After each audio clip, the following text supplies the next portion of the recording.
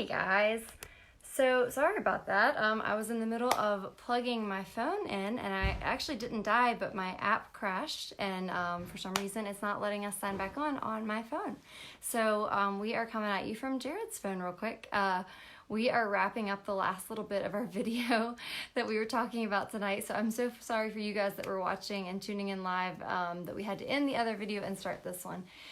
So we're just wrapping up the last little bit of our video tonight about avoiding bad job situations as a travel therapist. So the last thing, if you're in that situation and it wasn't what you expected or it wasn't what you were told, what should you do about that? And this is where it's so important to have a good recruiter that's going to have your back and be able to help you out with the situation. Yeah, so we had just talked about, all the things to ask in the interview to make sure it's going to be a good situation, but sometimes when you get there, it's not exactly what you were told or what you expected. So your recruiter is really the person here that's going to have to back you up and be supportive of you. You also want to be able to stand up for yourself. You don't want to cower in the situation and say, well, I should be grateful because I'm here and they're paying me a lot of money and this sort of thing. Maybe I should just suck it up. Now, of course, there is going to be a learning curve. If it's not going well because you're just having trouble keeping up with the caseload the first couple weeks, give it a little bit of time and try to, get acquainted with the documentation system and all that sort of thing. But I would continuously keep in contact with your recruiter during this time and let them know what's going on. You also want to, if it's blatantly not at all what you agreed upon in terms of scheduling or this sort of thing, in your interview, this is when you'd want to go back and talk to the director or talk to whoever it is that you interviewed with and say, look, you told me it was going to be, it wasn't that way. So this is the time where you want to stand up for yourself and say, look, you said I wasn't going to be having to double book and all of a sudden I'm having to double book. So it might be that that's a hard no for you. You're like, no, I'm not going to double book at all. Or it might be that you just say, look, it's going to be that I have to have a little more time. Or, maybe I might be going into overtime because I can't get my notes done if I'm seeing 2 patients at once and that's not what I signed up for. So these are just some things to think about if you get there and it's not the situation that you thought it was going to be. Yeah, usually it's best to try to compromise somehow if it's as long as it's not blatantly they were being dishonest to get you in there, which is rarely the case. There's rarely going to be a situation where they completely lie to you to get you in there because it's going to be a waste of their time if you put in your notice and leave right away. So usually it's just going to be a situation where you either had different expectations or you didn't ask the right questions. Sometimes that's the case, or sometimes they maybe there's a recent or a new influx of a lot of patients, so things change. It'll be something like that. And sometimes, like Whitney said, it might be a bad situation where you just want to get out of it. But there's also situations where you want to try to compromise and at least stick in there as long as you can, or hopefully you can come up with an understanding where it works out okay. Yeah, so those are some situations and how we would handle them if it was a bad situation when we got there. If it's really terrible and you get there and it's just an awful work environment and you feel like you just really can't do it, you do always have the option to put in a notice. And as long as you've gone through all the right channels, you've tried to work it out, you've talked to your recruiter, you've talked to your director, you do have the option to put in whatever your notice might be, a 2 weeks notice or a 30-day notice.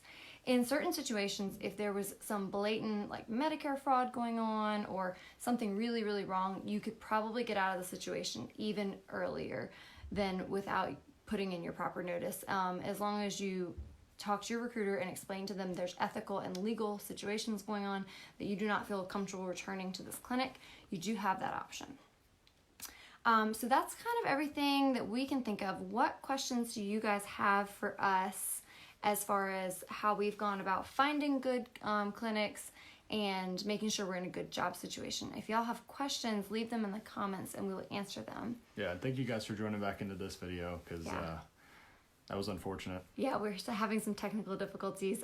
Ryan's joking with me. He says, you should have gotten the new iPhone, which is funny because I actually did just get the new iPhone. She got it 3 days ago, but hasn't activated it yet. So yes, I got it 3 days ago and haven't activated it yet because I'm an intelligent person who didn't want to start using the new, very expensive iPhone 11 until it had a proper case on it because just my luck, I would start using it, go about town all willy-nilly with my new iPhone and then drop it and break it. So today, my new OtterBox case came in the mail, and right after this video, I'm planning on setting up my new iPhone, but I think probably what happened is my old iPhone that we were recording on, the storage was like 100% full on it because I have, give or take, 16,000 pictures on it from Europe. So the storage is like 99.9% full. So I think that my Facebook app was just like, no, lady, you can't use Facebook anymore. Your iPhone storage is full. Yep. So good timing on the new phone. Yeah. So hopefully next week we'll be coming at you live on the brand new iPhone 11 with its beautiful camera. And you'll just be able to see our crystal clear faces. So anyway, thank you guys again for joining. Again, if y'all have questions, feel free to leave a comment in the comment section, or you can send us a message directly. If you guys would like this video and or maybe like the other one that was the original. The other one's probably more important to like. Appreciate that. And again, as always, if y'all have questions or would like to know which recruiters and companies that we know and trust, those recruiters that are going to have your back when tough situations arise, because inevitably they are going to arise. If y'all want recommendations, please reach out to us and we will give you recruiter recommendations. You can send us a personal message or you can write recruiter in the comments. So like we also mentioned in the beginning of the other video, we're going to be going to South Carolina tomorrow to talk to Joe Smith from Travel Tax. So if you guys have any tax questions, preferably more advanced tax questions, because we don't want to just go over the basics again. That's the kind of videos he always goes over the basics. So we're going to hit on that, but I want to ask him some more tough things, try to actually challenge him a little bit, learn some more things for ourselves. So if you guys have any questions, let us know about that. So David said, what would you say a good housing price would be for you guys? I guess percent of income. We don't really go by a percentage. We just I guess we mostly try to get obviously as low as possible, which I'm sure everyone does. But for example, and it's also different for us because we live in the fifth wheel. We're planning on taking our fifth wheel to North Carolina for this job.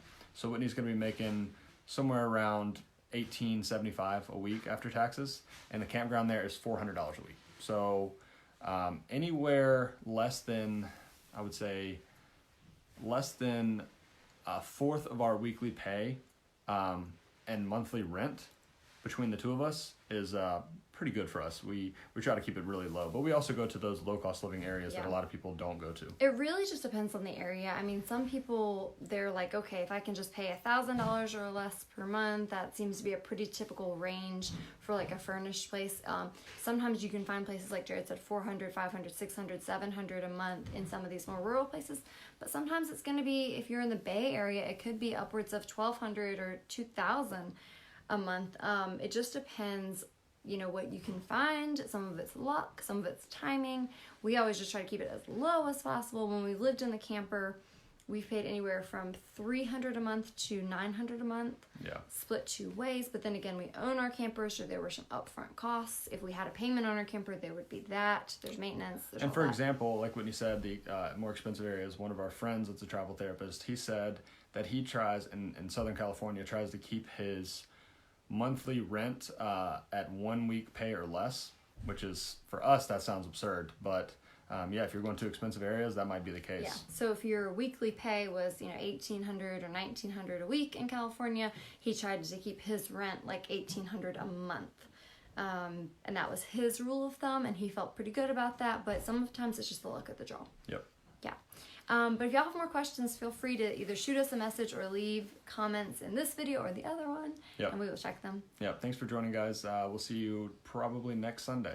Yeah, well, next Sunday we'll air our video that we're going to record with Joe Smith from Travel Tax, and we'll see you guys then. All right, take care.